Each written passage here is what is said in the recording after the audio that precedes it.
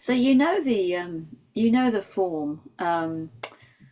Whatever questions you have about yoga, feel free to raise them, and whatever they are, we always get a nice variety. So that will be. It's always interesting to know what people are thinking about and to expand our own learning.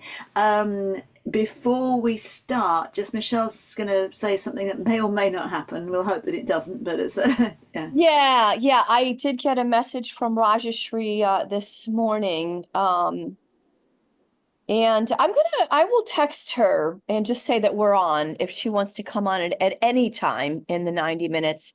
But apparently she lost a cousin's sister yesterday, and they're all in mourning right now. So, she's in India right now, also with her mom, who's been ill. So if she can come on, great. If not, I think we're just going to go ahead without her, right? And then if she can chime in, that would be great. But I'll text her right now and just let her know that we're on. Yeah. So before anyone want to open up with a question? Any question? What did you do? Who practiced today? What came up in your practice? Ah, Michael.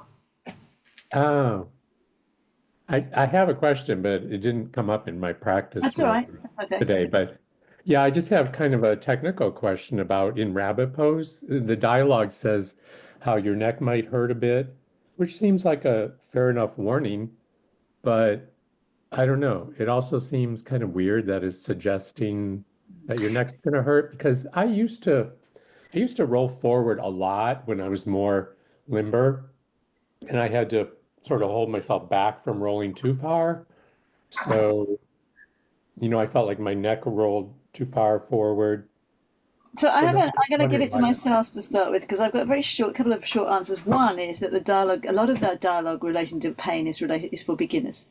So a beginner's neck might not actually hurt, but they're feeling stretching sensation, and it's not to worry them. It's a little bit hurt. There's Mhm. another thing which I don't really have all the details, and this is why there is a name of the muscle involved, but there's a muscle that only gets activated when you go upside down, and that might be the first time someone had done it and they might feel it. So you feel it in headstand. It's actually a good thing. This is why it might hurt a little bit. It's all right. Your Mhm. neck being agony because you rolled on the back of your head or lift your feet up. That's a different matter. So that's all I've got, and I'm going to pass it on to Matt and Michelle. Yeah, I mean, I mean, the view I take is there's a bunch of places where in the standard dialogue where Bikram will say, your back will hurt, or this will hurt, or that'll hurt, and so on, and sometimes it says you should hurt or something, not typically, but it's really just setting an expectation. It says if you feel a sensation, you don't be alarmed. Yeah. It's if you're a beginner and you feel something you might never have felt before, don't be alarmed. It's like anytime you're working your body, you're going to feel some stress in the body, and it's very easy to imagine that feeling of stress if you're not used to it. That oh my God, something's wrong. Whereas he's saying, yeah, you're going to do that. If you lift a weight that's more than 5 pounds in weight, you're going to feel some stress in your biceps. You're going to feel something, and if you've never felt it before, you might think it's a problem. Uh, Yeah. that's the kind of perspective I take on it. Yeah. Obviously, you could hurt yourself if you did something weird, but the general sensation of stretching is to be expected. Yeah, I guess that's why I was asking because I used to roll forward a lot and it seemed like, well, I was warned sometimes that it was too Very much. little weight in the top of the head is in But the but time. yeah, can I say something? I feel like the two are totally different.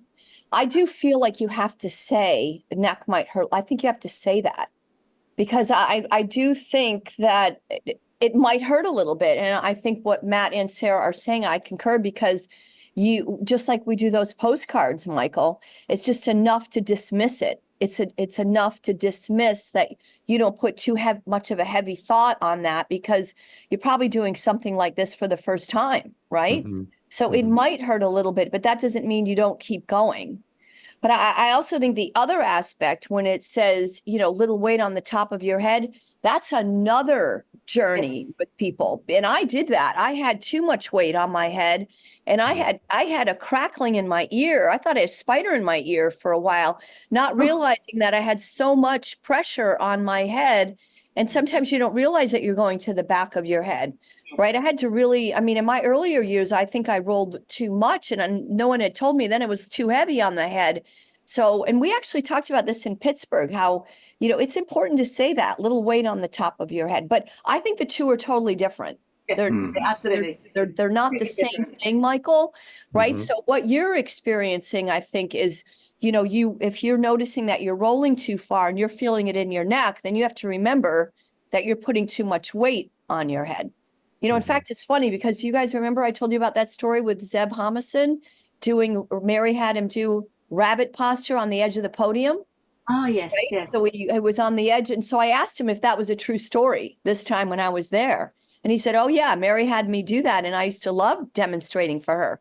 Now, I didn't have him do it when I taught, but, it just goes to show you, right? You want in the blue book, Bikram will tell you that the weight is in the tension of the arms. That's exactly how he says it. The weight is in the tension of the arms. Right? So your stomach and shoulders up, little weight on the top of your head. And that takes a while to explore, but it's totally different than the words in the dialogue that says neck might hurt a little bit. Yeah, it is. Right. And that is in the second set what you just said, neck combined. So it's lift your shoulders up towards the ceiling, very little weight in the top of the head. So the two things, it's that means the shoulders are not coming forward and forcing you forward. So interesting correction. And yeah, I completely agree. They're two completely separate things. Well, you're describing equal and opposite force, which is another great one that we can practice when we're in the clinic, right? The shoulders up, rolling forward. There's an equal and opposite to keep little weight on the top of your head. It's hard. It took me years to figure out how to do it right, Yeah, it's hard to dial it in right. So really, it's just the most important thing is top of the head is touching the floor, not the back or. So that's an alignment. Touch your exactly forehead on your knees automatically. Exactly, top of the head. So what the action is to touch the forehead on the knees. Yeah. And in Thailand, it made me realize too that Bikram wants no gap. I don't care how big it is. Yes. There's no gap. I mean, I was like, ooh, I still have a teeny little gap. I mean, you can almost feel a little bit claustrophobic, but I was excusing the little gap. There's no gap. Yeah, because it's forehead touching. Yeah, I mean, it's touching. And to your point earlier about the arms, is that it's touching because there's a forceful pressure between your forehead and your knees. If you pull as hard as possible on your heels, then you're pulling your forehead into your knees to create a stretching of the posterior of the spine. Yeah. That combined obviously with your stomach and your hips. Yeah. Yeah. But it is, but more generally, it's a good thing to say that pretty much everywhere he says the word hurt, he never means hurt like injury. He means hurt like sensation. Yeah. I agree. It's just sort of shorthand, like when you wake up in the morning and you're really stiff and you go, you could say that hurts, or you could just say you feel stiff, but different people would use different language for that. And I've heard beginners say they were reassured by it, like their back they felt something doing the back bends. Said, don't be scared. They're like, all right then. And it was like not agony, but just that thing that might, especially if you go to massage therapists or whatever, and they're like they put 6 cushions in case you feel anything, because we can't lie down apparently as human beings, and it's like that we're used to thinking you shouldn't feel anything, but your back's supposed to hurt. Don't be scared. Really gave some people like, I would try it because I knew I was okay to do something. Posture, right? Yes. Yeah. And it's especially important important in many, many different postures, but it's especially important if somebody, say, for instance, has some knee problems in fixed firm, Supta Vajrasana. Like if they've got in their mind that any sensation of discomfort is a bad thing to be avoided, then they're always going to try to not do a posture like that, and then not get the benefits, and then their knee problem will persist indefinitely. Whereas if they can start to understand that discomfort is very much a part of the process of navigating your body and stimulating its healing, as long as you don't do anything crazy, then they start to have a much more healthy relationship to their body and a willingness to explore that discomfort. It's a good question. It's a very, very good question. Does that answer your question, Michael? I think we it does. got It it, does, that yeah. in your terms of what you were thinking. Mm-hmm. Yeah. Yeah, because I think like you, I used to really roll forward too far. So this helps me understand, the reason why it's said there. Yep. It's noticeable when teaching as well that some people who are actually quite good in it, but maybe haven't been doing very long, they haven't sort of facility for it, will go too far forward, or because they keep hearing the words and they can go more and more and more, and they end up too good is no good on the back of their heads. And you have to correct them to come back because they can do it, but they've just taken it to extremes because of their facility. It's quite interesting to watch that. And so is the correction, if they are rolling too far forward, the correction would be what? Pulling more on the heels? But the correction, one Shoulders correction up? would be lift your shoulders towards the ceiling, very little weight on the top of the head. Yeah, so the two things happening together. I'd go back to the phrase and the dialogue. Yeah. I would go back to that. And I agree with you, Sarah. I find that it becomes more common to do when you're in your third, fourth year. Yes, absolutely. Yes. I feel like you tend to do that more, right? And then you gotta figure it out that you've rolled to the back of your head. It's not usually the when you're new. When you're new, the neck might hurt a little bit is important. Yes, right? that's right. Absolutely. Yeah. We have we teach someone who is very good at rabbit. They have the potential to be, they can do a really good rabbit, but that person really wants to go on the back of their head on the most times and has to be pulled back from it, Yeah. I know. And then they're going to feel like they have a spider in their ear for years and wonder what's going on, like I did. It's weird. Crackling. It's a little crackling sensation in your ear. It's, so it was actually at a workshop, Craig Villani's workshop in Berkeley, that he pointed it out to me. And I was like, oh my God, wow, putting so much pressure on my neck. So. I think Daisy has a question. Yes, I'm trying to pose it. So, okay, I'm going to show you here. Okay, can you see it? Okay. You can see the text of it, but not the image of it. Image. Okay, is it better? Yeah. Can you see it? So, I think it's a theory saying that you don't lock your knee. So I don't quite get it. Daisy, what you're showing there is two different hatha yoga postures. It's not it's not an issue of theory, and it's not an issue of one is right and one is wrong. They're just two completely different postures. In traditional hatha yoga, particularly in the southern Indian styles of like Iyengar and Pattabhi Jois with the Ashtanga, they would have a standing forward bend that involves the knees locked with the hands placed on the floor by the sides of the feet. And that is that's a hatha yoga posture, and it has a certain purpose to it. It's actually quite difficult to do for beginners because of tight hamstrings and so on. Padahastasana is a completely different posture. And the posture involves focusing on the sandwiching of the upper body onto the thighs and onto the knees, and ultimately your face on the lower legs, whilst the knees are quite intentionally bent to allow for the development of that part of the body, and then the process of locking the knees once you're in that position. So it's you can talk about how they differently affect the body, but they are fundamentally just different postures that are intended to work in different ways. It's not one's right and one's wrong, or one's better and one's worse. They're just different postures. That means in Bikram yoga, we say lock your knees, correct? Yes. Don't bang your knee. Okay. No, Well, you bend the knee. You can bend the knees to get in the posture, but Bikram, I think, says it more than it's even in the dialogue. Bend the knees, grab. But you can bend the knees. You can bend the knees to get the body in the legs if you can't do it. But once you've got it, then you pull and push the knees back. And ultimate expression of that will be that the knees are locked. Yes, we say it. Okay. Yes. So lock a knee. Okay. Yeah. So remember, you're trying to create a 360-degree stretch. Right. And the tummy is attached to the thigh too when you lock your knee. Yes, but in the picture.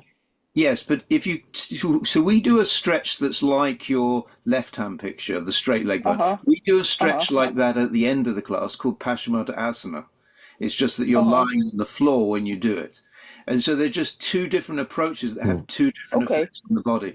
So in Bikram yoga, Padahastasana Uh-huh. at the beginning of the class is very important. It's deliberately meant to be set up with bent legs. Bend the, yes, You left bend side, your left knees, side go bend. down, Uh-huh. put your hands on the Uh-huh. floor, loosen Uh-huh. up a little bit, grab your Right. heels from behind, stepping on all five fingers, elbows behind the legs on the calf muscles, and then pull as hard as possible and lock your knees, simplistically. Okay. So you are meant to set it up with bent legs, and so for somebody who has a lot of issues in their legs and Uh-huh. hips, it's a very accessible Safe. way to Yeah. work on that part of it, as well as in the hip structure and the abdominal structure.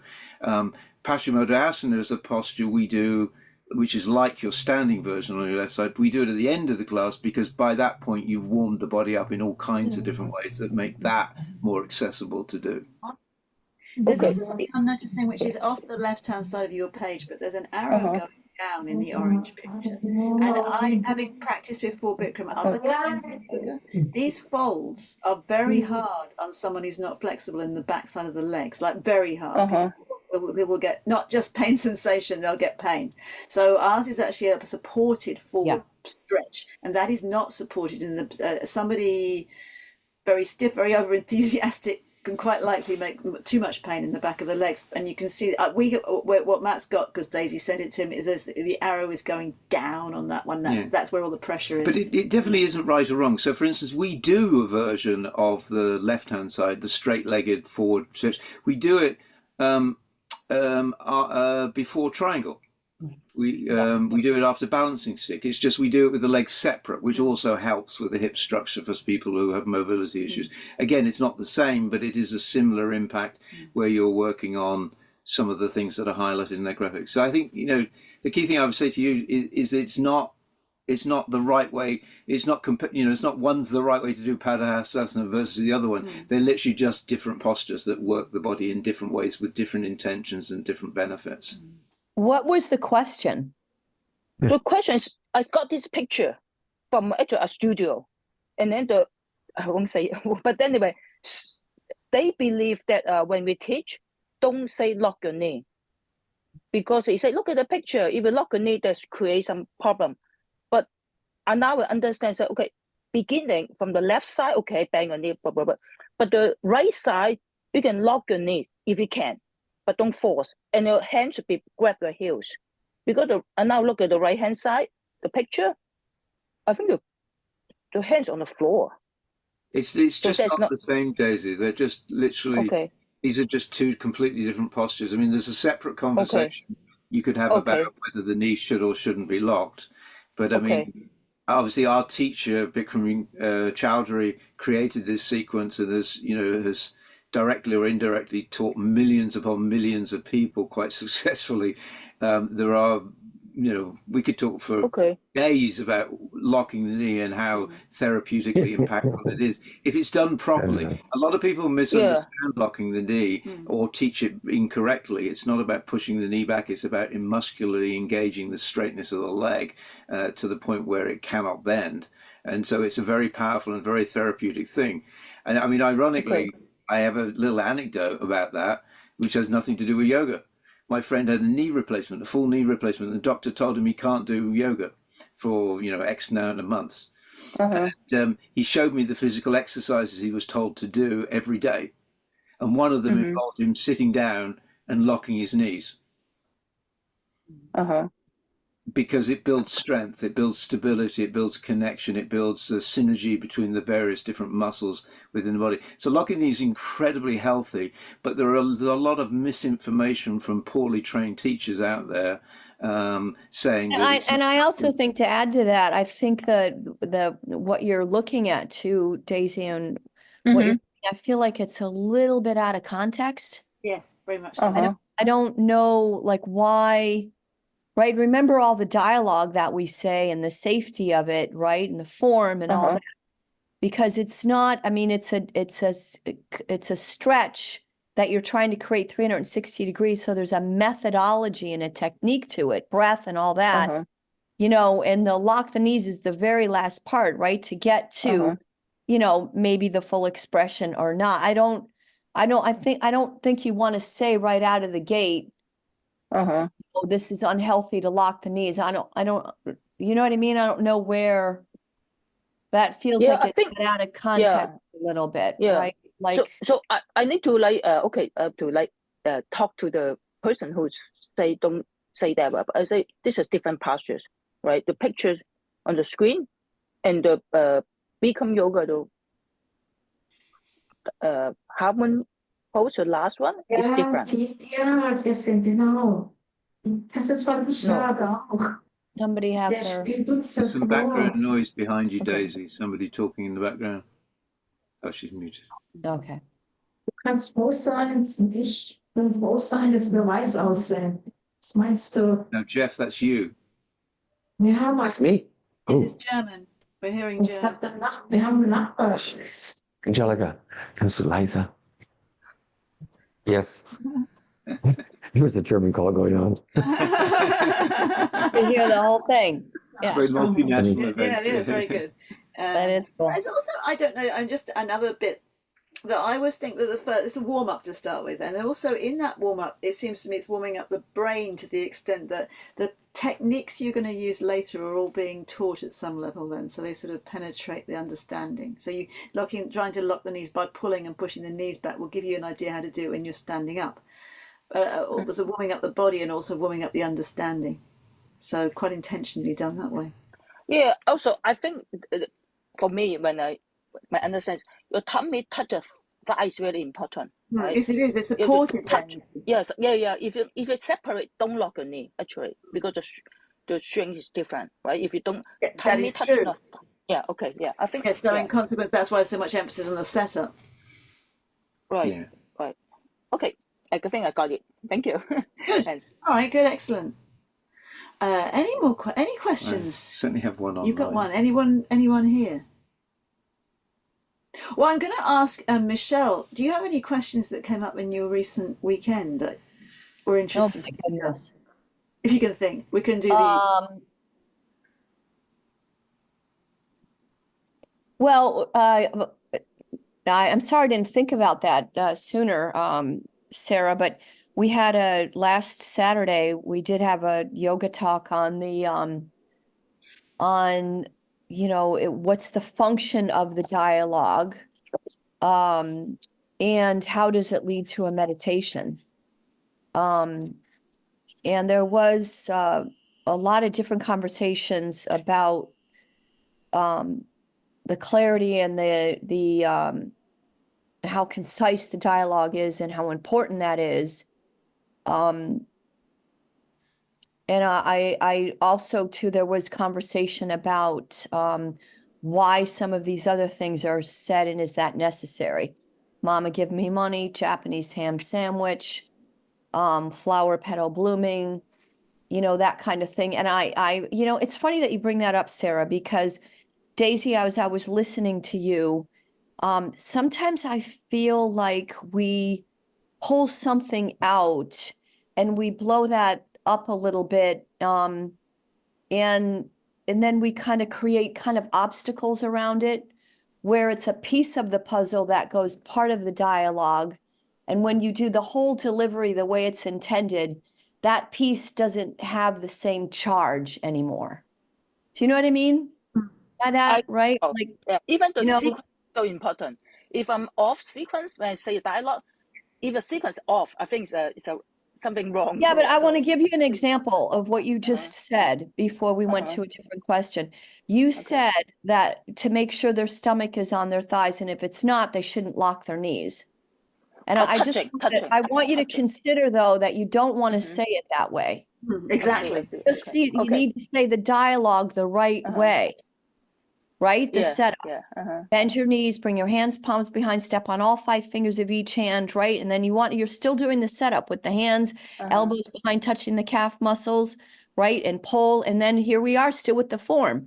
Make sure you touch. It even says, touch your stomach on your thighs, just on your knees, face on your legs, right? So you don't want to say any don'ts.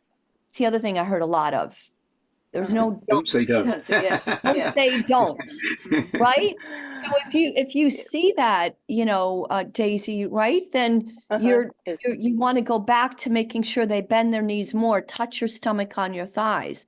There's no don't lock your knees if your stomach isn't on. You wouldn't even say that. Do you know what I mean? So that's why I feel like we get lost sometimes. We have to go back and visit the whole thing, right? And be careful that we're not pulling something out and blowing it up when it is part of the context of what we're doing, right? Yeah. Like I don't believe that the things that Bikram is saying, "Mommy, give me money," Japanese, was for humor. I don't believe that. I don't know if any of you, maybe you do. I don't know. But I don't think it's to be funny.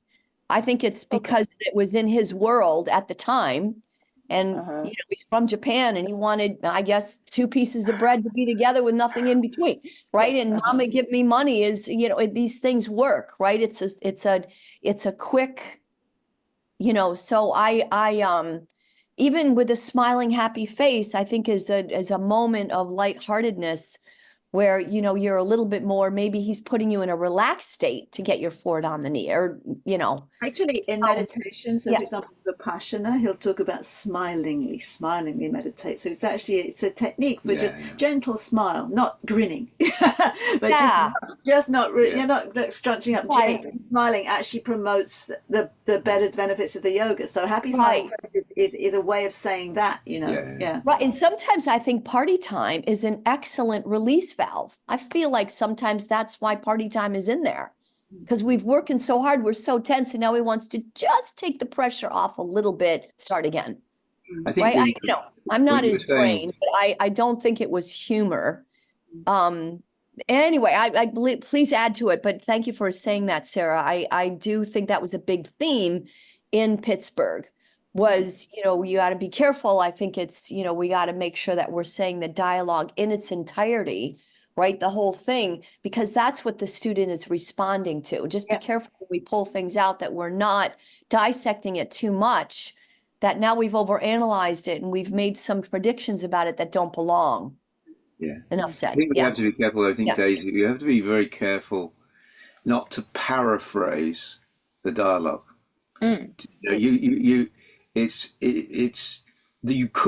It is possible to use other words than the words that are in the dialogue and still correctly be saying what he said. That's possible. I'm not trying to suggest it's not, but it's ever so easy. Like if a friend said something to you and you say, "Let me tell you what my friend said." And then you try to paraphrase or summarize what your friend said, and your friend's sitting next to you going, "I didn't say that. That's not what I said. That's not what I meant." So you have to be really, really careful that you latch onto some idea you have or you've inherited from somebody else about the way it should be, and you start to speak to that rather than going back to the source of the instruction. Because, I know for myself, I've been teaching for 10 plus years, and the subtlety of my understanding of the words in the dialogue continues to evolve. The words haven't changed, but my relationship to them, the breadth and depth and subtlety of my understanding of them is evolving, and it hasn't stopped. I'm sure it'll be evolving 20 years from now. So, it's very easy sometimes, when we're in our learning curve, to get to a point where we start to imagine that the gaps in our understanding are because there's something wrong with the source material, rather than just recognizing that we've come a certain way, but we've still got some ways to go in our learning. It's the classic thing, the journeyman starts to think the master has made some mistakes and so wants to deviate from the teaching. And then later, as they get closer to mastery, they start to realize they were the one that had made the mistake by deviating in the first place.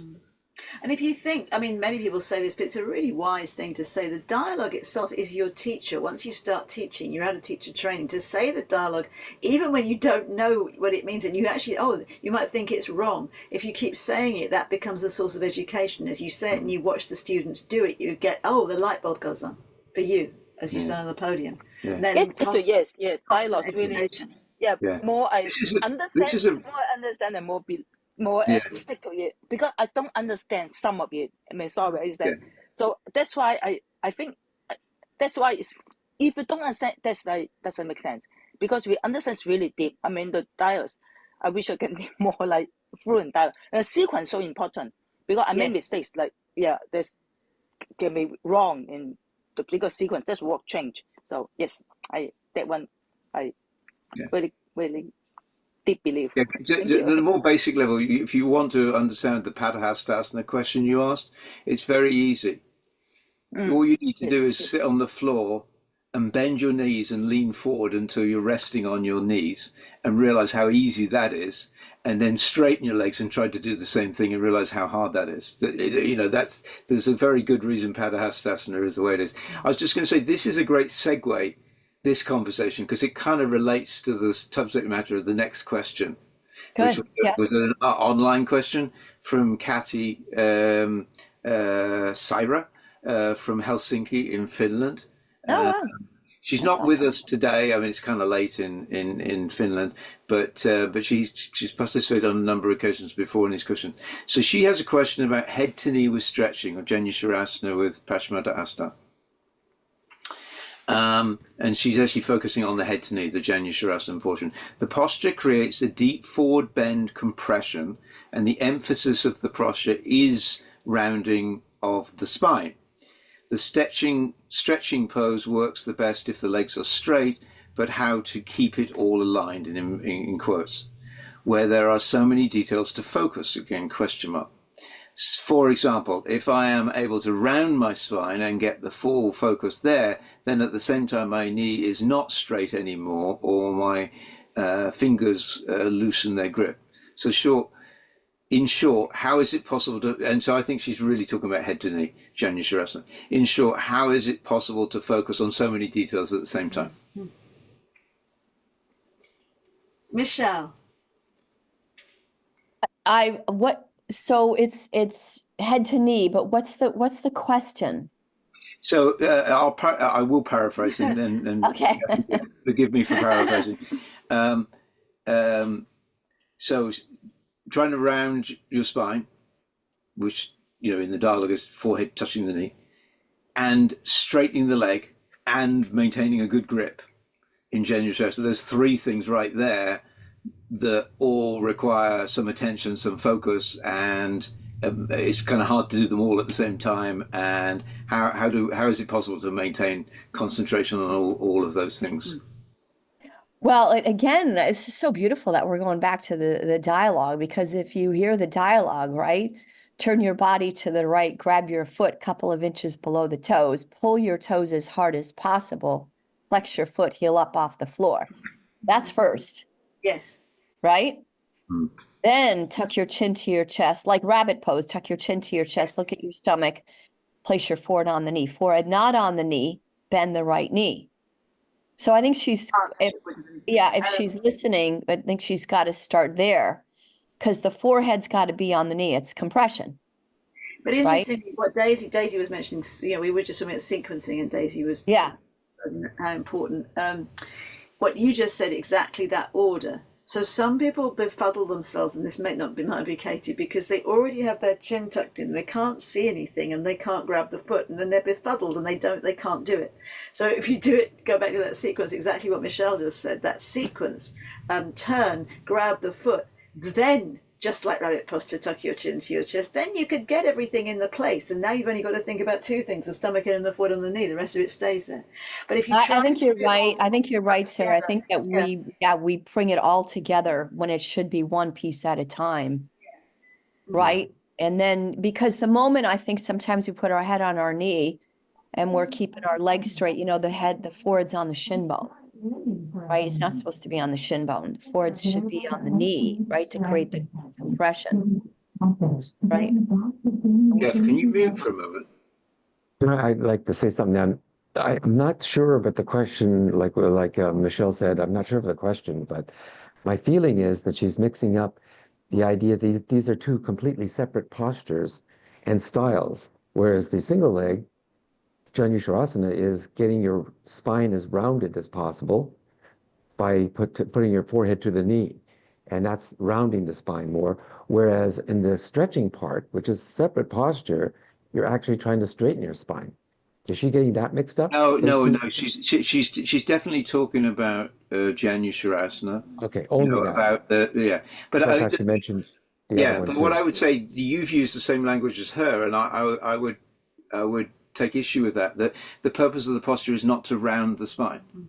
Because as soon as you do it like that, you've Well, it's to paraphrased the compress the front posture. part of the I body. know. So it's to touch it's think about the order. So I had this very seasoned Hatha yoga teacher, been teaching for 45 years, and he explained Hatha yoga, or was talking about Hatha yoga. It was very interesting, and it's how Bikram teaches.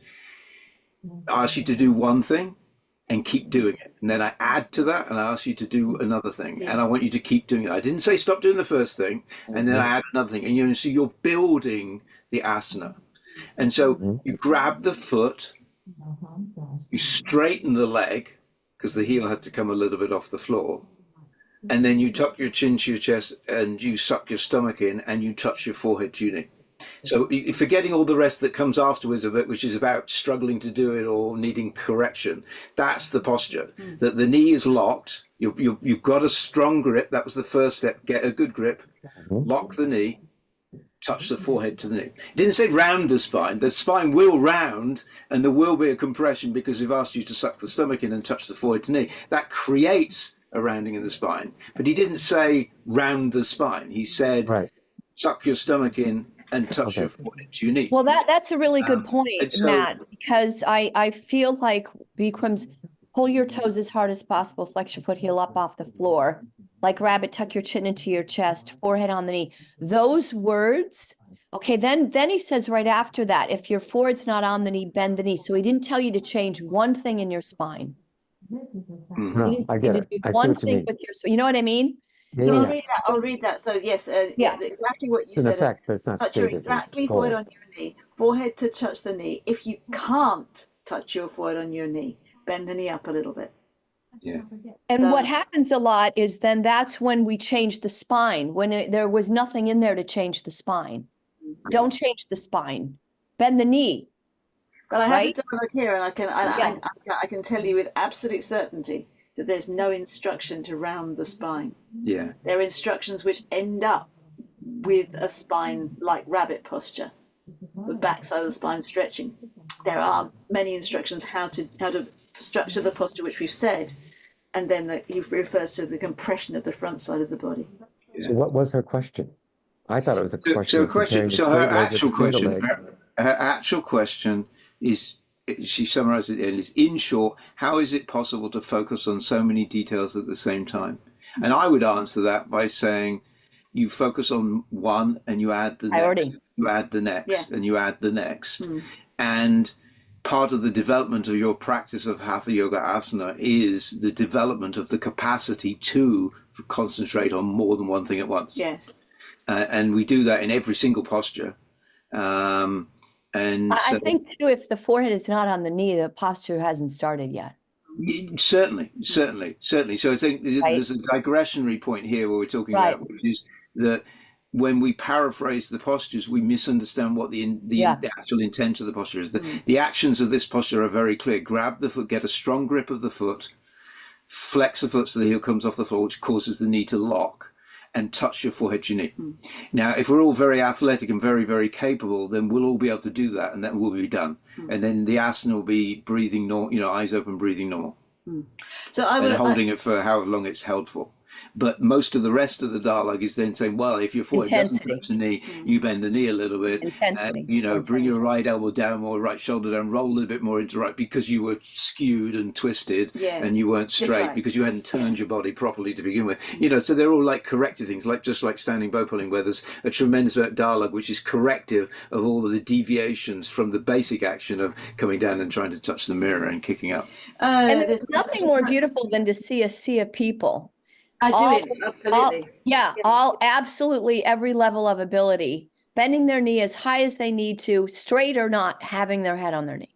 I just like to just reiterate. I believe that, and we've touched on this, that the befuddlement, the not being able to hold one in the brain at the same time as the other, for most people that I see, it might not apply to everybody, is because they're doing it in the wrong order or they're doing it too fast. Right. and and that's what's causing that, and it's sort of natural if you're looking at your stomach trying to grab your foot, and it's like you can't see what you're doing, and you're not doing anything in the right order. It's kind of natural. You can't hold it all in your mind. Right.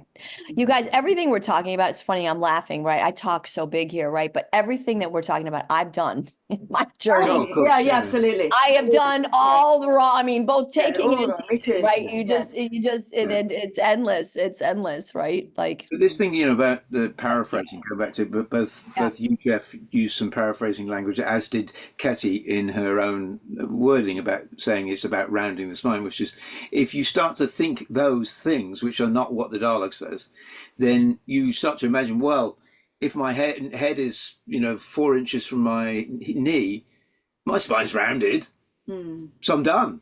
I mean, I tick mark. I've rounded my spine, so I'm doing the posture, and so it's very. You're muted, Jeff. It's very easy. You're still muted, Jeff. Jeff, you're muted. So it's very easy to stop short of the instructions because you've replaced the instructions with your own interpretation of the instructions. Like, well, as long as I'm hold on. I do not say that when teaching. No, I know, that's Jeff. Like a result. Just to be clear, right? It's like a result of that. Can't be anything other than the spine rounding. So you're touching your forehead to the knee. That was my only point. It wasn't talking about teaching that way. No. No, Okay, I didn't mean like to word, Jeff. Apologies. I didn't mean that at all. I meant just in the conversation we're having, just how it's easy to slip in different words. Yes. Oh, yes. Sure, I admit that is true. But I think that I've had the sense from the question that she was comparing the single leg, double leg, which are completely different effects, right? The different postures. You're right. They're two postures. Yeah. I thought she was confusing the two, and that's why I asked that. Yeah. Is from that direction that I was coming.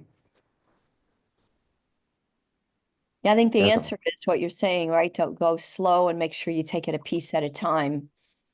Right. And that I think that first few phrases in the setup is something I think that we rush. Oh, yeah. So with the head to the knee, there are plenty of people who are not able to, even bending the knee, touch the forehead to the knee, right? But again, it's sort of, so day one, a person who has significant stiffness in certain key parts of their body, the very first day they show up, that might well be absolutely true. The question is what happens next. So that's why it's important, no matter what condition you're in or what you're dealing with, that you're trying to execute the action of the instruction. And so there's an awful lot of people who practice in our rooms who are not actually trying to touch their forehead to the knee. They're trying to kind of get close, or trying to round forward. But the question is, are you still actively engaging in the attempt to touch your forehead to your knee? Even if it's, 5 inches away because of, all kinds of stiffnesses and body weight and other factors that come into play, which is all perfectly fine. It's not about whether the head touched the floor, because that's the result. It's not about that, but it is about the trying. And so quite often we fall short we let go of the trying. And then once we let go of the trying, then the body is like letting go of the accelerator on the car. Well, the car's just going to slow down. And so the progression slows down as you start to back off from the intensity of the action. And we've seen the counterexample, the chap in the wheelchair in the corner of the room who had a damaged brain, lots of his nerve centers in his brain that connect to his motor controls just shot to pieces, literally, with a bullet. And he couldn't do all kinds of things in the room, but he was fundamentally committed to the intense attempt to do it. And that attempt, day by day, week by week, was literally causing neurological development and connection to his body that was miraculous. And it was happening right there in front of us in our own yoga room, which is incredible to see. So that's why I think, it doesn't matter how far somebody is from achieving the outcome. Nobody in any condition whatsoever is unable to try to do it. Yeah. Yes. Right. Try is the point. but it's trying as a continuous effort, not trying like I tried and it didn't work. It's not a momentary try. It's a leaning. I'm still trying. Oh, the posture's over. So I'm going to read you the lines again. This is what Bikram has in his dialogue. This is to say to the entire class, regardless of how far they can get. touch your exactly forehead on the knee. Forehead should touch the knee. If you can't touch your forehead to the knee, bend the knee up a little bit. You've got to touch your forehead on your knee. So this is what we're saying to them. We're not saying, well, not you. You know, I'm going to say different words because you're hopeless. Which is really the message you're giving. You think it's being kind, changing. Oh, they can't do it. I'll say something different, but it isn't. It's telling them. It's telling them. I've decided you can't do it, so I'm going to make it softer. Right. Tell them that and let them do what they do with it. Mm. Yeah, I agree. And, you know, I think too, in the first few times that they're in there, you know, they're exploring and figuring and hearing things. But I think you'll see over time, hopefully, right, that they'll give themselves permission to bend the knee as much as they need to. Mm-hmm. Some people feel like, yeah, okay, well, I can bend, if I can't touch it, even if I bend my knee a little bit. Well, it doesn't matter how, bend the knee as much as you need to touch it. Right? I think people feel a little bit self-conscious, maybe that they got to bend the knee a little bit more than maybe the norm in the room. But your job is to make sure that that's the yoga, by the way, is to help them get rid of that judgment. Just have them touch the forehead and the knee. It doesn't matter.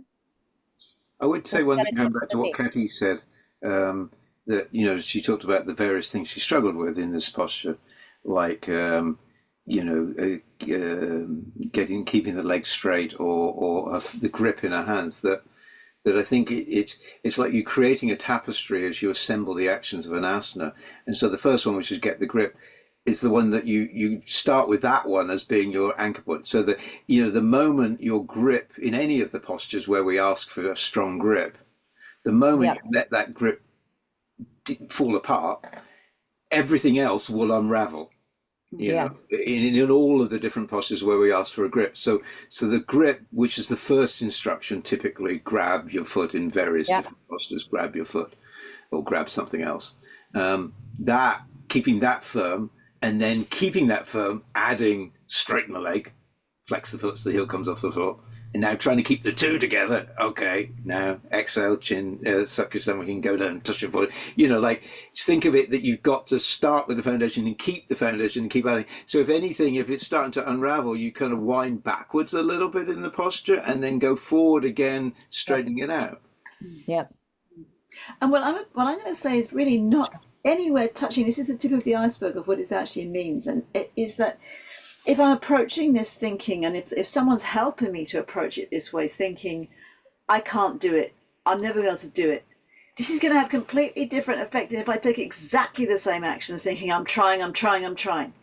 So the teacher's job is to help people get into that space where they're trying to do it without judgment. They're trying so much 100%, they don't even know how good they are at it. It doesn't matter. Because that's that Vishnu Ghosh said this, the source of that, even thinking about doing the posture the right way has an instant effect on the body and the mind.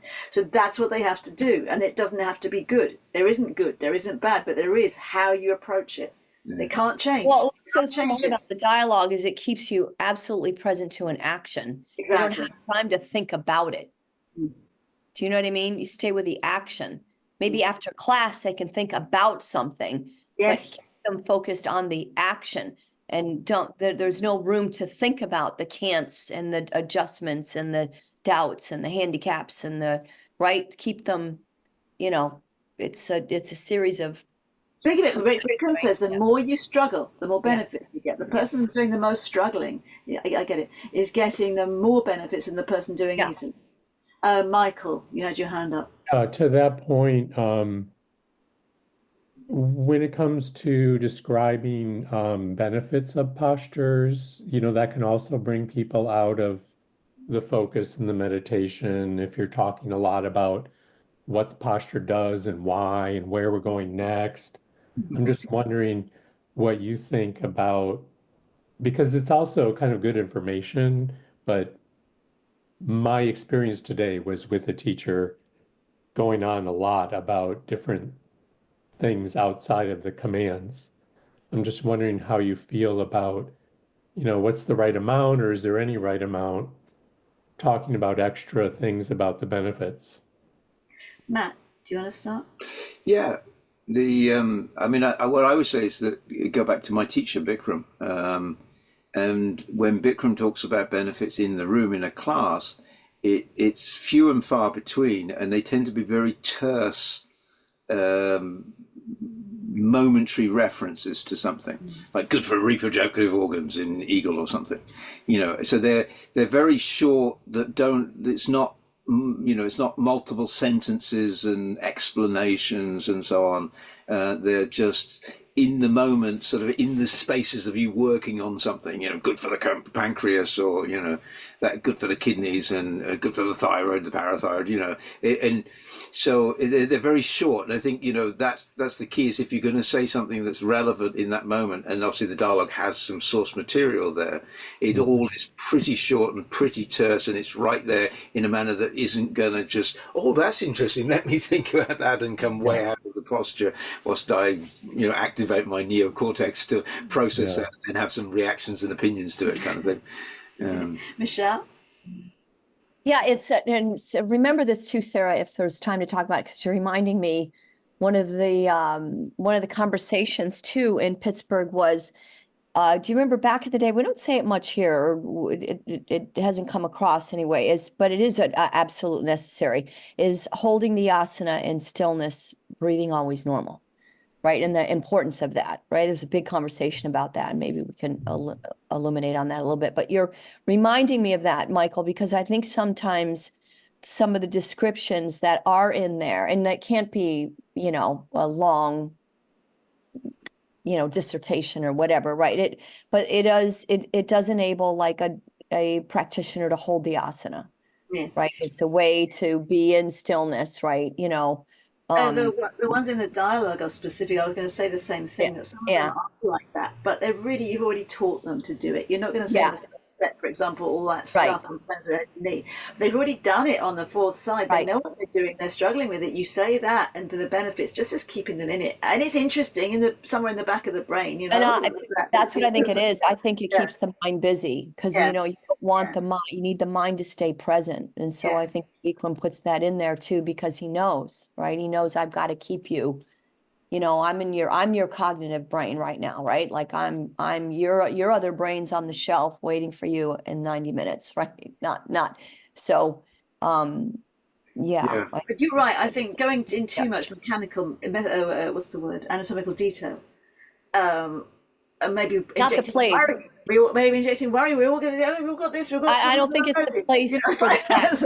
There's a big difference. It's not a class. It's a class. You're teaching a class. And if you want to do in a clinic or afterwards, but the class needs to be a class. I think we forget sometimes. And again, I've done it. I'm telling you guys what I've done, and I'm back to it's it's time for class, right? So having a little bit of it that's in there, I think, is purposeful and useful. Too much of it is now you've got them thinking what you want them to think. That's not a class. And too much emphasis on certain things that are hot topics for people, like lumbar spine. That might, you go on about that too much, they're going to think, oh my God, what's happening? Then it goes to their back pain, and they're not doing the class anymore. It's absolutely right. But I think there are examples in the dialogue of how Bikram does it when he goes longer, exactly how he does it and when he does it, that you can copy and see how that can work. But again, it's not really, some of them are big concepts, like stimulating overused, unused brain cells is a really big concept, but it's not presented like a big concept. It's just thrown in while you're stretching, so it keeps you in a bit longer, as Michelle said. And somewhere your cells are like resonating with that, like, ooh, what's that? Yeah, you're in a different state when you hear that. Yeah. You also got to remember, it's a beginner series. So, go back to what Katie was asking about in the conversation there, that Hatha Yoga is about assembling a posture that has a variety of actions associated with it that you put together to create the asana. And then you hold the asana in stillness, stillness of the mind, stillness of the concentration, with your breathing normal for a period of time. And that varies in our sequence. We have particular timings, but in other Hatha Yogas, they have different kinds of timings. So if you were teaching, if Bikram Yoga wasn't a beginning series, but you were teaching this asana, this class, to an advanced group of people that have been practicing for 30 years, and it was designed for that audience, it would look very different. It would be basically just keying off each of the key actions in the posture. Like head to knee would be grab your foot, lock your knee, suck your stomach and touch your forehead to knee. Crickets, crickets, crickets, crickets, crickets.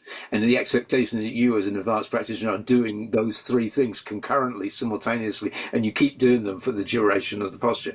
But obviously as a beginner series, we pepper it with more correction, more flavor and color to engage, and more pacing and encouragement to get people, to get people's energy up and their engagement in the posture. So there's a certain amount of that, like Bikram will put a lot of you can emphasis hold the on. asana. You've got to, you've got to teach with some energy because you've got a bunch of beginners in front of you. So you've got to bring some energy into the thing. But if you were teaching an advanced class to long seasoned practitioners, it would probably look quite different, if we didn't have this sequence, if you were teaching something like this sequence.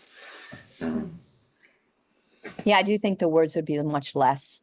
Yeah, but I think that's the brilliance of this. I mean, I think Yeah, one it of the is. It brilliances is of brilliant. I need it. is that it has everything in it that a highly advanced hatha yoga class would have in it, with all of the principles and all of the theories behind it, and all of the background of many, many years. It has everything in it, created in a format that is accessible to any beginner of any state of physical or mental health. And that's the brilliance of it. It's just like, and so sometimes, particularly here in the West, with various different levels of experience of yoga teachers from various different disciplines coming into it, they see this and go, well, that doesn't sound very serious. You said straight, you said lock the knee, that we don't do that. Or, we start to pick it apart because we don't fully understand it, rather than taking the time to think, hang on a minute, I don't fully understand it, so maybe there's something in there. If I study harder, I will come over time to understand it. I was having a conversation with someone today, and she was asking about this and that, and I said, as a rule of thumb, if it's complicated or worried, it's probably wrong. It's like, Okay. She was asking people say this and that, Right. Daisy? Oh, you mean to ask me for? No, you. I thought you were about to say something. Oh, okay. It's okay. Anybody I always a question, and I think one is a student, but I'm a teacher, so I need to confess, because I didn't stop the dialogue really a jump. You saw me teachers sleep jumping around, and then they go back and learn it, because the sequence important, and then the word, and then so meaningful. The reason I didn't really stuck to my mind, because I didn't understand. So sometimes you have to really understand. Wow, they really stuck in my mind. So I'm so happy that you guys helped, and I more understand. It's fantastic, Daisy. Yeah, thank you. That's great. I feel for your students. That's awesome. Yeah, they must be having a good class. Yeah, so much information. Yeah, thank you so much. That's great. Michelle, you wanted me to come back to something. Well, does anybody else have a question? Does Jeff? Please ask if you do. Anything. Well, let's see what Michelle stimulates. Yeah. Do we want to elaborate on, the stillness and breathing always normal, or did we get through that? Anybody want to talk about that? I know from Dr. Mukherjee's a fairly simple explanation of eyes open, breathing always normal, which is, we say that in many of the floor series postures. And what he says at that point, and was also posture, held in stillness, breathing always normal, the same business, is that you get, without force, a slightly more intensity as you stay in there. And you stay, because it's not forced, because you're already in there, you're just staying there a little bit longer, you're breathing always normal. It's also not forced with the body, but not forced with the mind. So you experience that sense of equilibrium in the face of a small amount of struggle. And this is highly beneficial on every, the physical and the mental level. So he was also, Dr. Mukherjee, another of Vishnu Ghosh's students, and that was how he explained it, which I thought was nice, practical. Yeah, I feel like I'm hearing Rajeshri say, because she always says, you got to get to a point of ease, right? She uses that word ease, a lot in your asana. It's not having a reaction physically or mentally and yet staying there, Right. Yeah. And I think, this comes out in the yoga room for beginners, particularly, and even for seasoned practitioners, in one simple way, which is when you see people come out of a posture early. You know, you've gone into the posture, you've created the asana, and then at some point in the asana, you feel something and you come out. And can you be in the asana and be okay with whatever it is that you just felt? Yeah. You had a sensation, you had a thought, you had a feeling, you had an emotion, something, some fluctuation of the field of your mind occurred. And can you just be in the asana whilst that is happening? And that's you know, that's the yoga. I mean, the primary purpose of the yoga is to still the fluctuation of the mind, to see beyond it. So if you just eject out of the posture the moment you feel something a little uncomfortable or unusual, or you know, something you want to shy away from, then you're missing a great opportunity in that split second to just breathe and be But okay. again, right, you go back to the dialogue, right? You keep doing the dialogue the right way. Hopefully their mind is so fixated on what they're doing that they've transitioned past that. There is one aspect where it's actually said, which we just referred, which is, you know, eyes open, breathing always normal. Typically when teachers say that, they're not saying anything else. It's become very quiet and still anyway.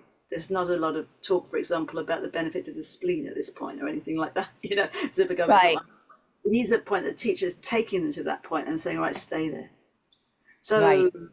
for now, experienced practitioner might like to take it as a challenge that when someone's talking about the structure, the anatomical structure of the spleen, they stay in the posture. But a beginner's going to find that very, very hard. So yeah, I think it's a combination, right? Because I think we don't know how to welcome inconvenience in our culture anyway.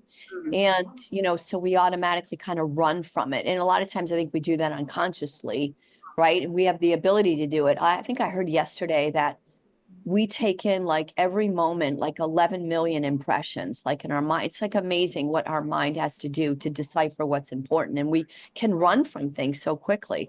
So, but again, that's why the dialogue is so brilliant. Speaking of that, I mean, I was telling, yeah, Matt, Sarah, and Michael and Jeff, you know, the holding the posture and stillness, breathing normal. I think Bikram has an interesting way to do it in the final parts of the posture when he's asking you to maybe do something with a little bit more intensity. Right. Yes. So that's that moment where your cognitive mind, I feel like, is going to give a little bit more. And it's great if it does in the intensity, but at the moment too, at least you're staying in it. I completely agree with you. Come down and push, and even say work extra hard at the end, like, you know, and even in awkward posture, you know, go back, way back, fall back, way back. You're trying to fall down back. Those things are important to say because that's a moment right there where they're breathing normal in stillness, but maybe moving with a little bit more intensity. I think you're absolutely 100% right. And having experienced people saying posture hand and stillness, breathing always normal, it's much more effective to do what you just said Bikram did, just to say the dialogue. The action, and right? have them actually do that rather than tell them about doing it, you know. Right. Yeah. And what I think is fascinating is in standing head to knee, the last few seconds in how he teaches it is silent. Silent, absolutely. And it's at that point, there is no words. So he doesn't need to say, because he's got your mind in such a state, he doesn't need to say anything to keep your mind busy. So don't say anything. Right? And then the same with standing bow. Kick up one more time. Yes. Right? It's kind of interesting how, and you see the students, right? They're just, I'm gonna do it one more time, right? And so you don't want to take that away, you know. It's a wonderful way of doing without making theories. They're constantly keep your right leg locked, right foot flat on the floor. Yeah. Right. And you know, so that is, like you said, you know, holding the asana in stillness, breathing always normal, right? So yeah. So I was going to say, isn't it? Yeah. Back to Matt, your mention of that, of coming out of the posture at some point. I mean, at some point you have to come out, right?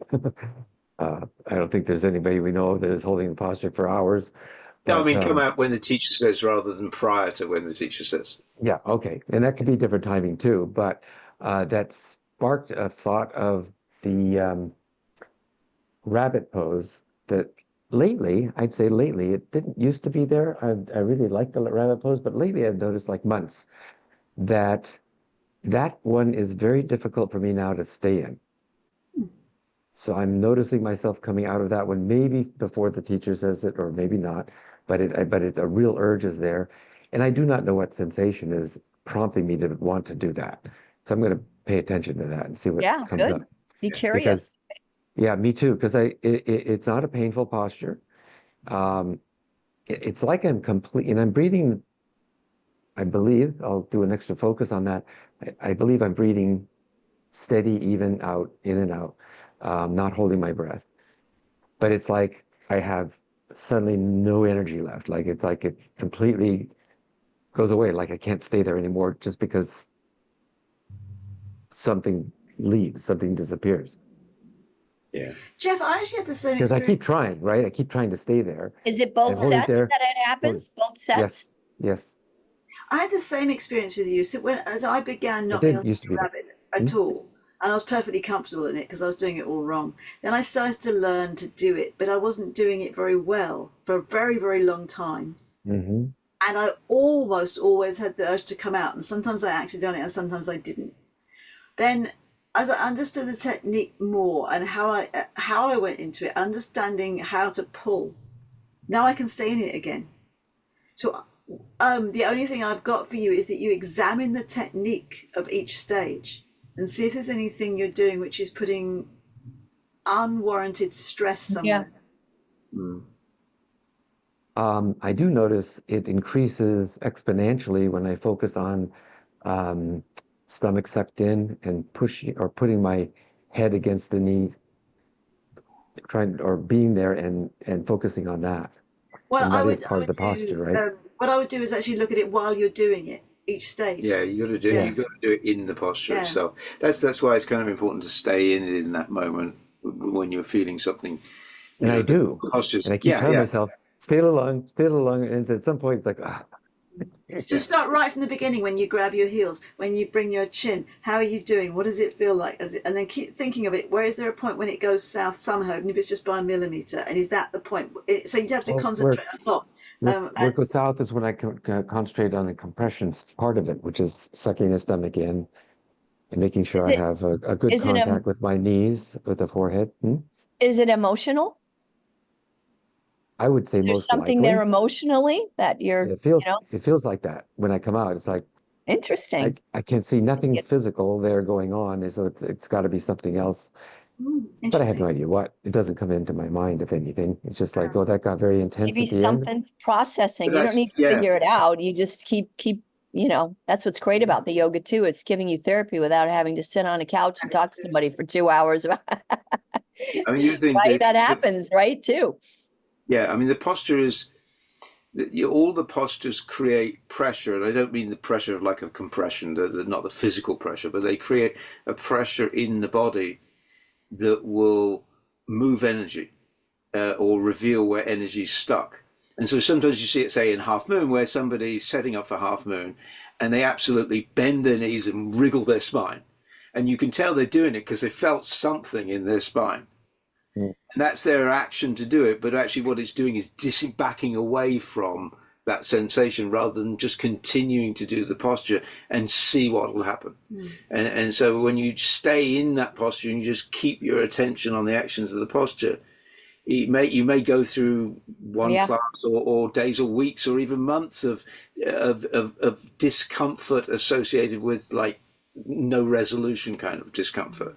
But you trust that the process, if your form is good, then your process will eventually manifest a better alignment within your body, whether it's a physical alignment, an energetic alignment, an emotional alignment. That's where that stillness within the posture is a stillness of many different dimensional qualities to it that will allow for that to happen. Just like, when you're making, yogurt or milk and you allow for things to settle and things to rise, the stillness of that process allows over time for things to separate and clarify. Yeah, and again, why the yoga yoga. is so fascinating. We talked so much about the physical, but what is it giving us? Like, I mean, it's recalibrating everything. I mean, standing head to knee, my left side, I know I run out of gas and stamina wise, but I also know too, I have a harder time breathing on that side and I can feel it. And it's an interesting dynamic for me to study, right? And You left side, left leg up or a left leg second standing? set left side, for I know it is yeah, it's a tough asana, period, end of sentence, but I do notice that for whatever reason I don't have as much breath there. And it's not anything I have to, but it's an interesting dynamic that something energetically is happening there, right? So, that's what's so great about this. You could be, you're trying to create harmony somewhere that there isn't harmony, right? I mean, isn't that what the yoga is? I mean, trying to let go of That's maybe one way to put it. resistance. Well, that's true, right? I mean, Bikram will say that, this is letting go of resistance more and more and more and more, right? Where you're, so, and we're using the body as a medium, right? You hear him say that too, right? To, it's the mind and body connection, right? So. Yeah.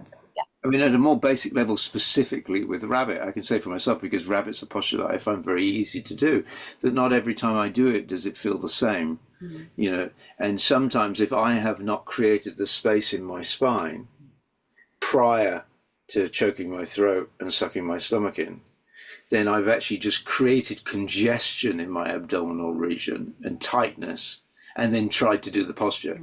And then and that's a physical thing. My blood pressure is off, my heart rate is off, everything's off because I didn't set it up properly to begin with. Also, for instance, if I'm constipated, I don't know too much detail, but but an example of a physical phenomenon in my abdominal region that's, if there's something physically going on in my abdominal region that's causing some tightness or tension or inflammation, that too could affect how effectively and how cleanly I execute the posture. And then create some place where I get into the posture and I feel things are kind of trapped or uncomfortable, or I feel an urge to get out of that discomfort, to back away from it. So I think whether it's physical, mental, emotional, biochemical, there are lots of different ways in which it can manifest for you.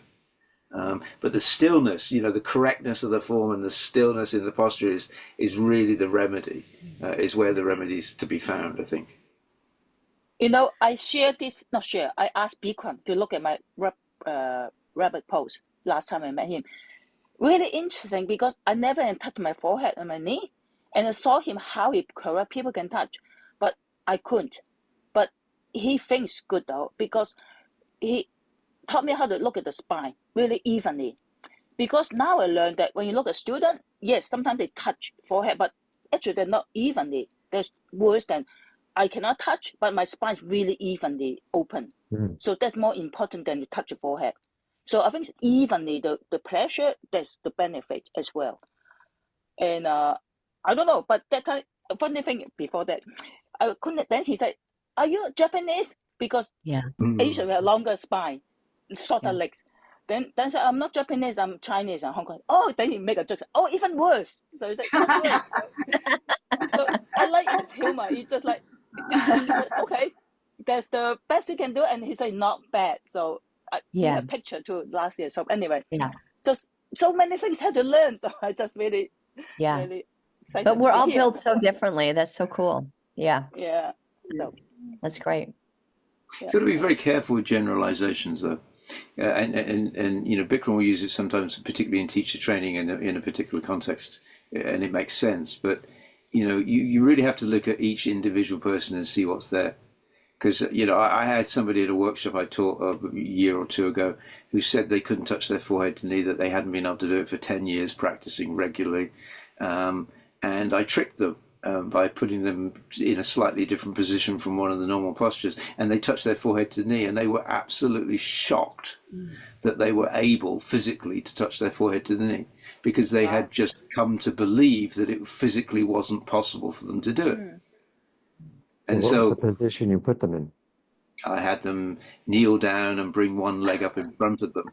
So one leg was foot flat on the floor, and the other one was knee on the floor, and just bend forward and put their forehead on the knee, and lo and behold, their forehead touched their knee without any difficulty at all. So it's that's why it's the action and not the result that the attention has to be on. And so like that, sucking your stomach in is one action in those situations. Trying to touch your forehead to your knee is another action in those kinds of postures.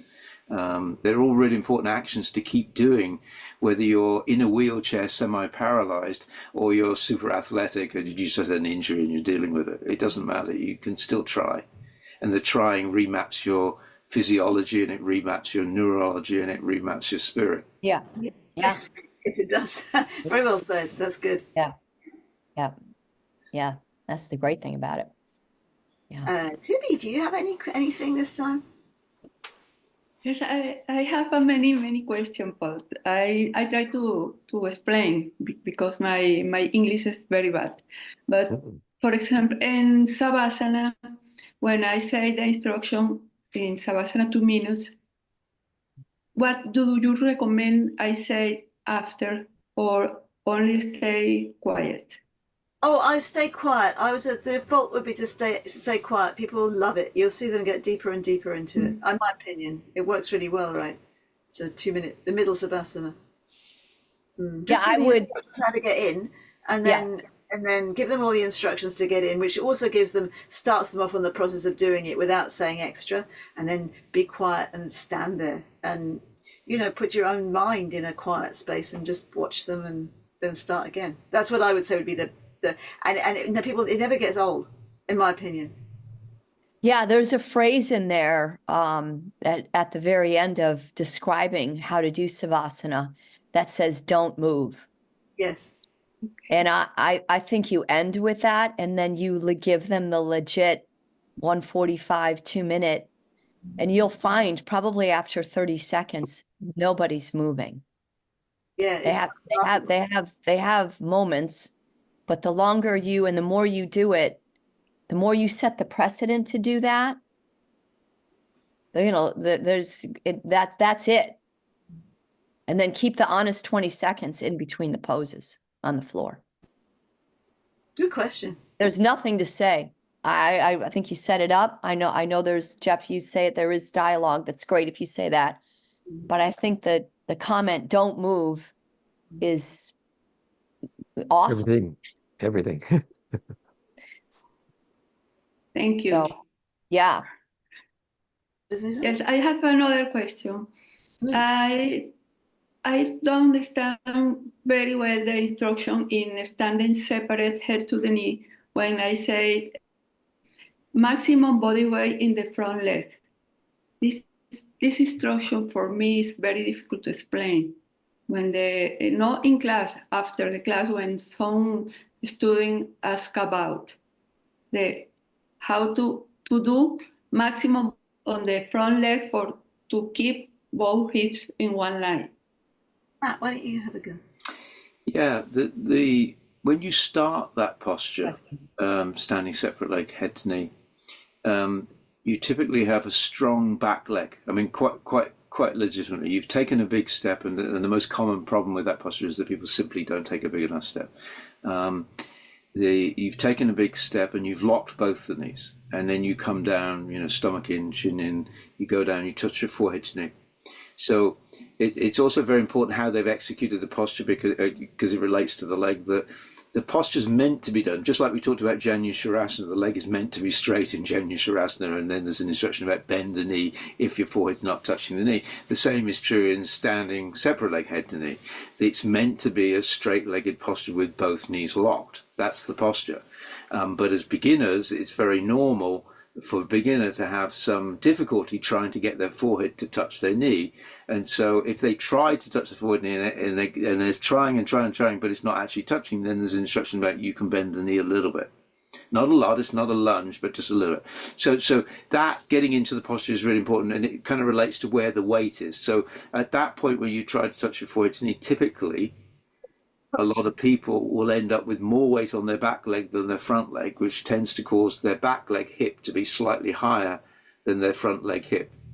And so when you says put maximum weight on the front leg, what you're doing is you shift the weight, the two hips come into one line. And so it's a more seasoned practitioner who's very well related to the posture wouldn't need that correction, because they would have their weight evenly on their legs throughout the entire posture. But for beginners, it's much more common that their back leg hip is sticking up and their front leg hip is dropping down. And so then you shift the weight onto the leg. It's very important, different from asking them to lift one hip up. Sometimes you'll hear teachers say that, and that's not the instruction at all. Bikram's very clear with his words, and he's chosen them quite deliberately.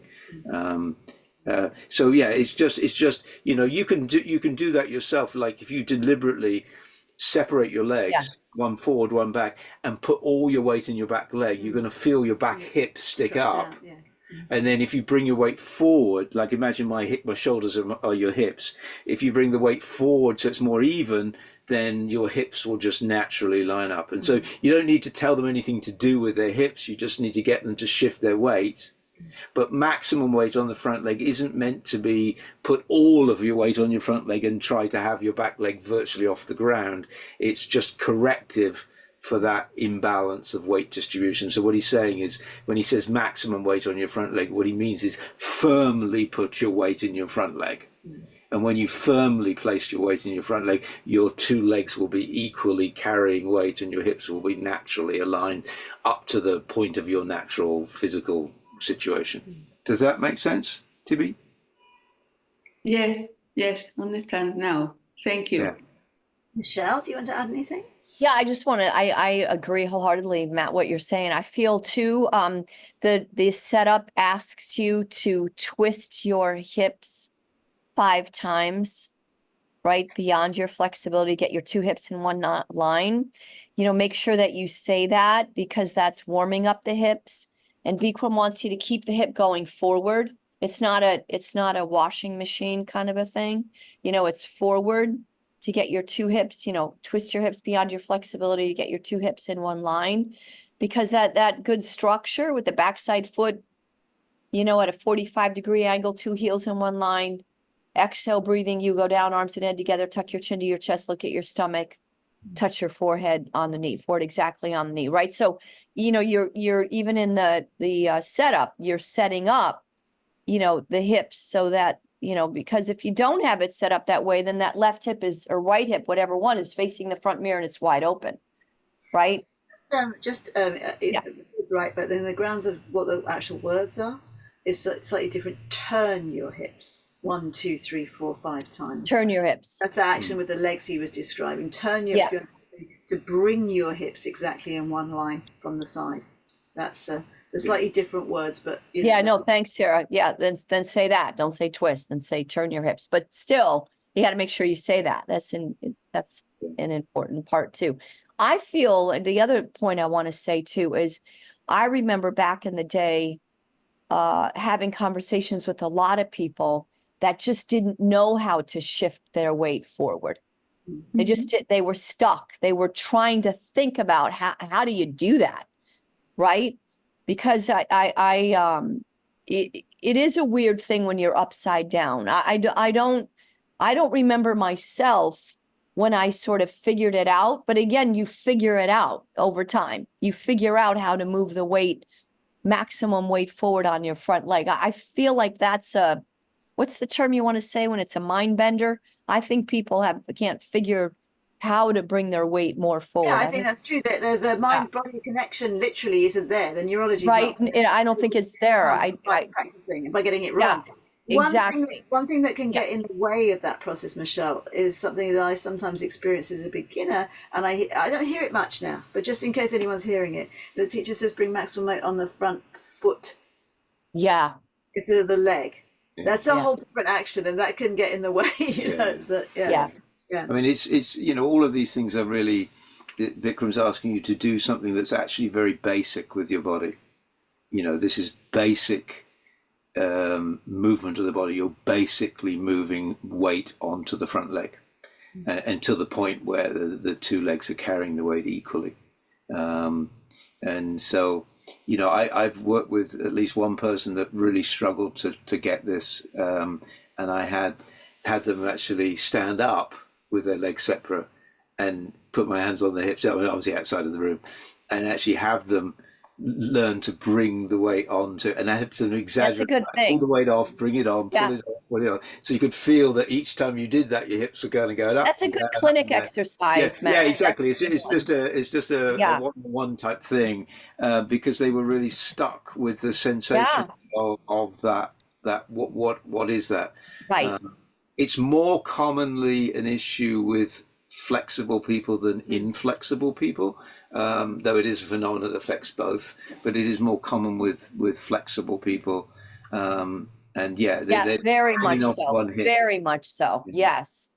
Yeah. I can hear Rajashri will tell you a lot that this is also about the hips, this posture.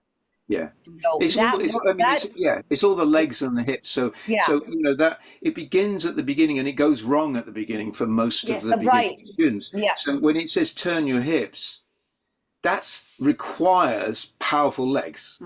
It requires your legs to be grounded on the floor in the angles and positions that you've already been instructed to do, to take the big step and so on and so on, and use that grounding of your legs on the floor to be able to turn your hips. So there's a sense in which everything's energized and everything's engaged, and it shouldn't stop being engaged, because like I said before about hatha yoga, you're building the posture with building the actions. So it's not like that action goes away because you take it off the list and you stop doing it. It's like you've put your hips into a position, and you should keep all that power and energy in your legs and your hips whilst you do the next piece of the puzzle and add that to the mixture of stomach in and head to the knee and so on and so forth. So then when you go back to this kind of basic principle of hatha yoga, it gets really interesting, but you also start to realize that it all went wrong very early in the posture, usually at the very, very beginning of the setup. The posture, Well, the setup determines the quality of the pose, and I 100% agree. I feel like you go back to the beginning, girlfriend, okay, on the setup.